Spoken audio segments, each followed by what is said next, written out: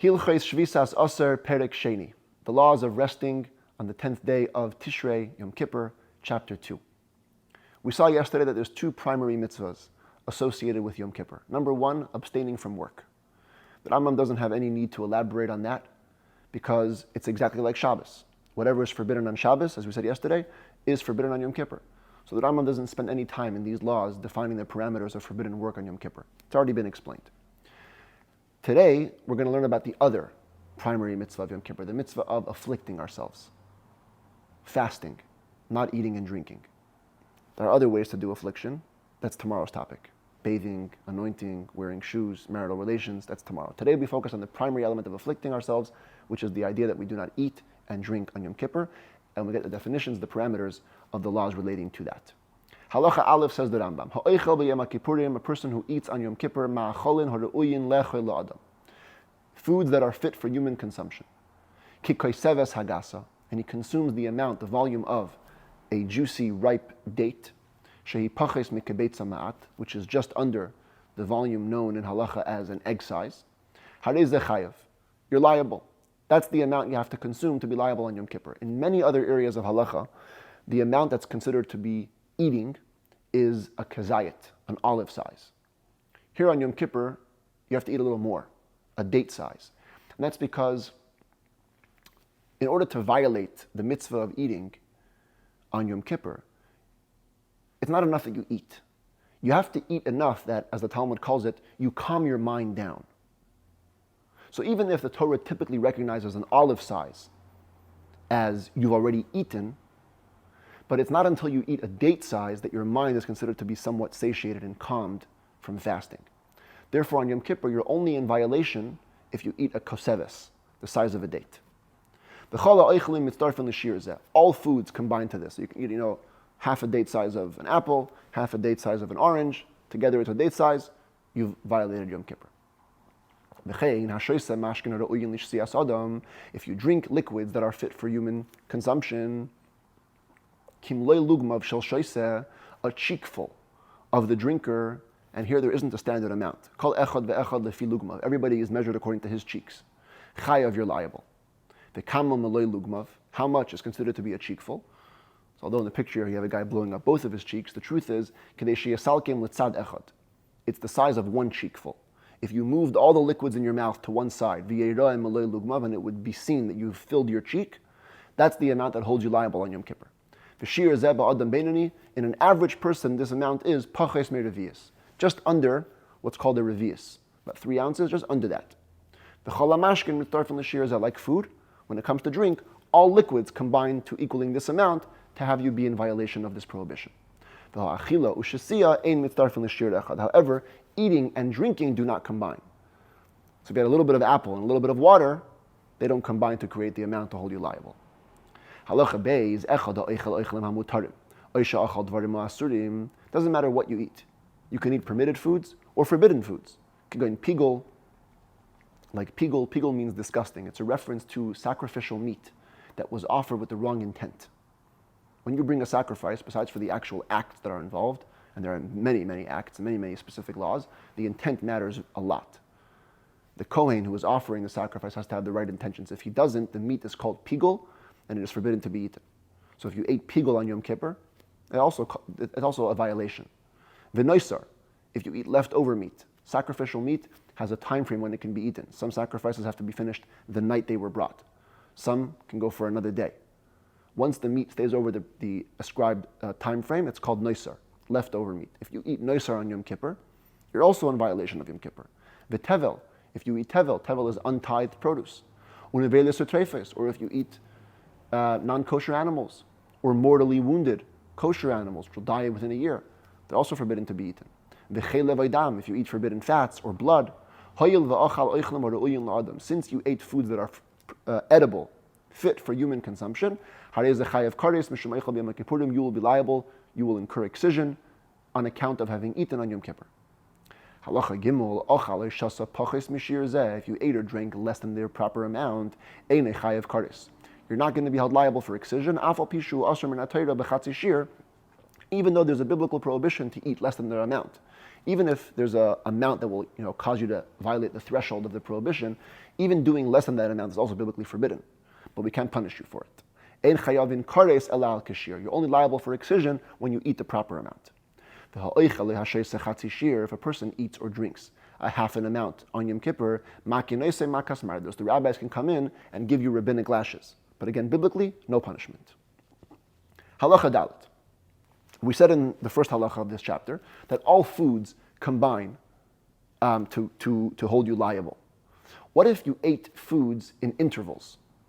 How fast do you have to eat the entire amount of food to be considered that you did it in one shot and you're liable? It says the Rambam, ochal ma'at v'chazer v'ochal. If you ate a bit, then you stop, then you eat a little bit more. Im yesh mitchilas achila rishayna, ad soif achila achrena, kedei achilas shalosh beitzim. If the time between the first eating and the last is the time it takes to consume 3 eggs, this is called in halacha elsewhere, kedei achilat pras, the time it takes to consume a half a loaf.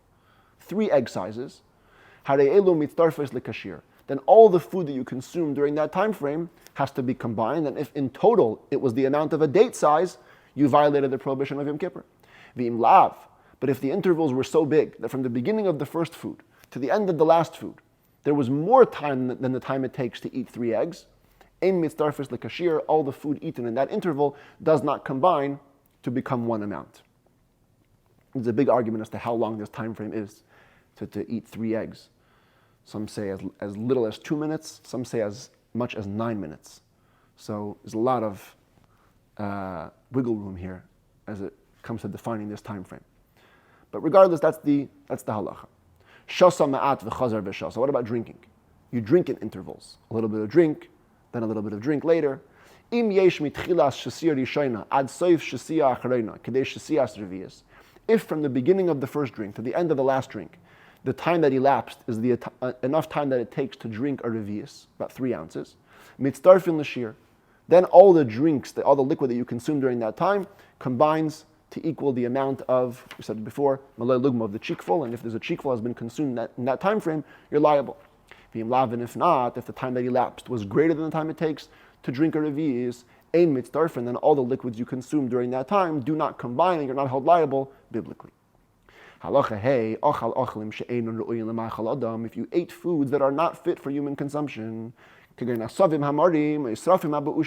bitter herbs, bitter grasses on the right, or foul, spoiled syrups on the left. Or you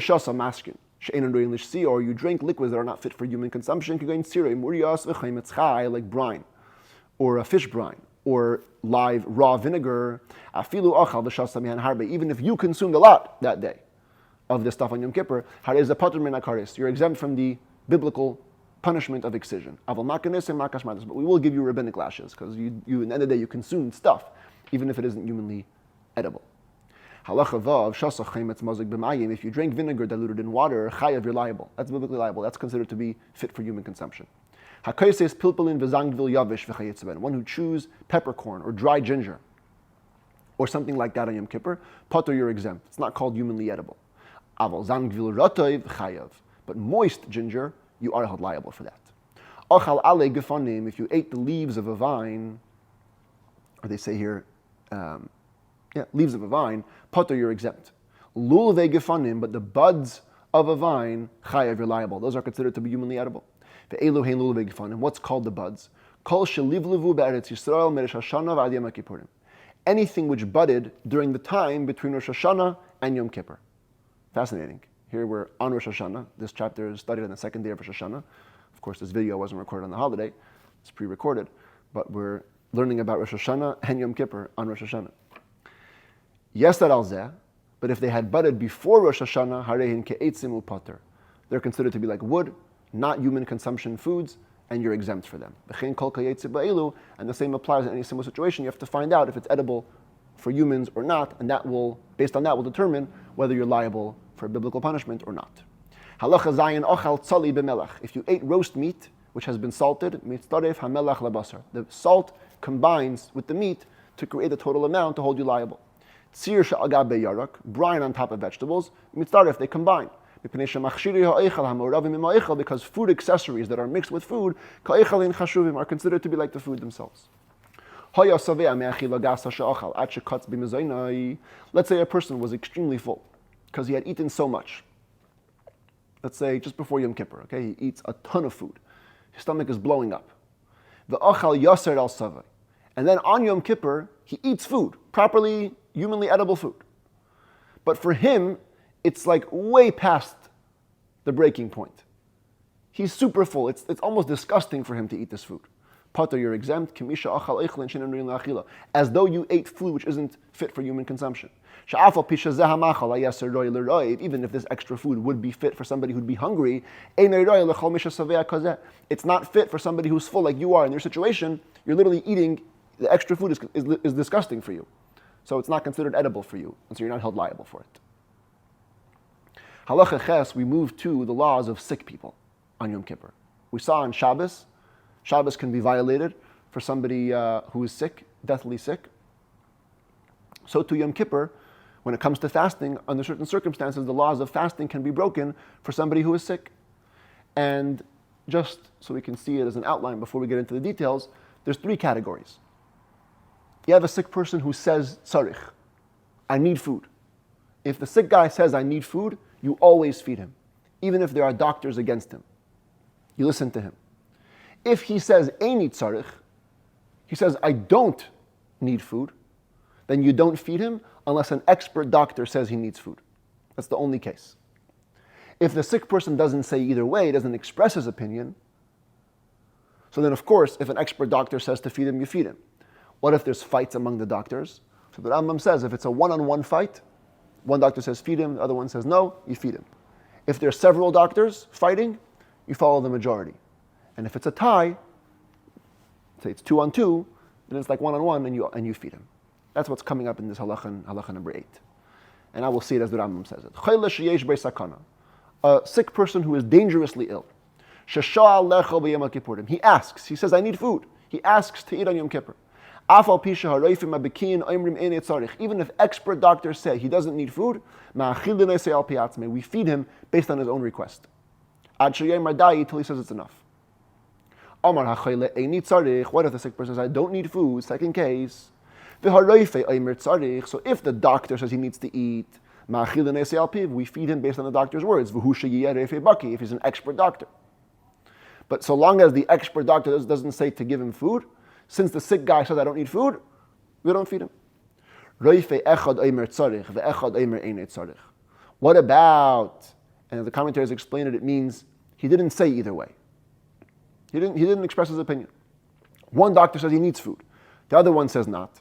If it's a one-on-one, you feed him. There's a several doctor fight. Some say give him food. Some say he doesn't need. We follow the majority or those who are most expert. That's if the sick person, provided he doesn't say I need food. But again, once the sick person says I need food, we always feed him. We never listen to anybody else's opinion. If the sick person did not say that he needs food, and there's a fight among the doctors, they're all experts, but they're tied. The ones who said he doesn't need food are equal to the ones that say he does need food. Then we feed him. Because we always err on the side of violating Yom Kippur to keep the person alive. A pregnant woman who smells food and she's overcome with a desire for it. It could be dangerous if you don't feed her. We first try to whisper in her ear that it's Yom Kippur. Just remembering that can calm her down. If with this memory her mind cools, mutav, good. But if not, she still needs the food. Feed her, give her more food until her spirit is calmed. Somebody was overcome with bulmus. Bulmus, some commentaries in the Talmud say it means an eye ailment. Others say it means, translated over here as well, as a ravenous hunger. You're overcome with hunger. You just can't control yourself. You feed him till his eyes lighten. So if it's an eye ailment, it means till the eye ailment is cured. If it's a hunger, it means till you can see straight, as you say in English. Keep feeding him. You can even give him right away non-kosher food, insects, carcasses. You don't have to wait. You don't have to delay till you find permitted foods. He needs it right now. Halacha Yud, another element related to eating on Yom Kippur, children. Katan, a child, ben tesha shanim or ben eser shanim. Once he hits 9 or 10 years old, we give him education by having him fast for a number of hours. Ketzah, what does that look like?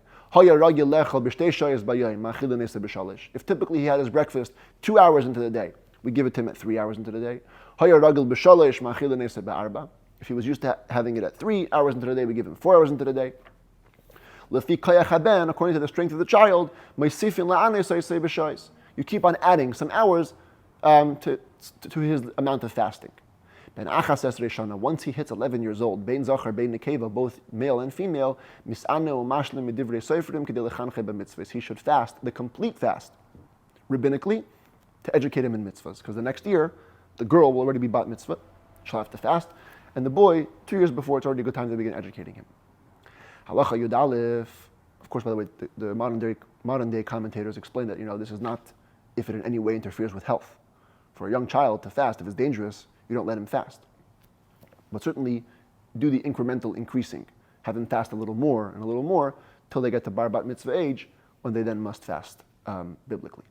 Halacha Yud Aleph. Ba 12 shana v'yom echad. Uben 13 shana v'yom echad. A girl 12 years and 1 day old, and a boy 13 years and 1 day old. Sheheviu shtei sayris, if they have sprouted 2 pubic hairs. Harehin kigdelum l'chol mitzvahs, they're considered to be adults for all mitzvahs in the Torah. Umashlimin min haTorah, and they have to complete their fast biblically. Avalim leheviu shtei sayris, but if they have not sprouted 2 pubic hairs, even though they're 13 and 12 respectively, adayin ketanimim. For these laws, they're considered to be children. Ve'einam mashlimim elam midivrei seifrim, and they only must complete their fast rabbinically. Katan shehu pachas miben tesha, under 9 years old child, ein ma'an nesa b'yom kippurim, we do not have him fast at all on Yom Kippur, kadesh le'yavar l'sakana, so as not to bring him to any sort of danger. You don't fast at all. Only once you're mature enough, you begin the incremental fasting till bar mitzvah, when you fast biblically.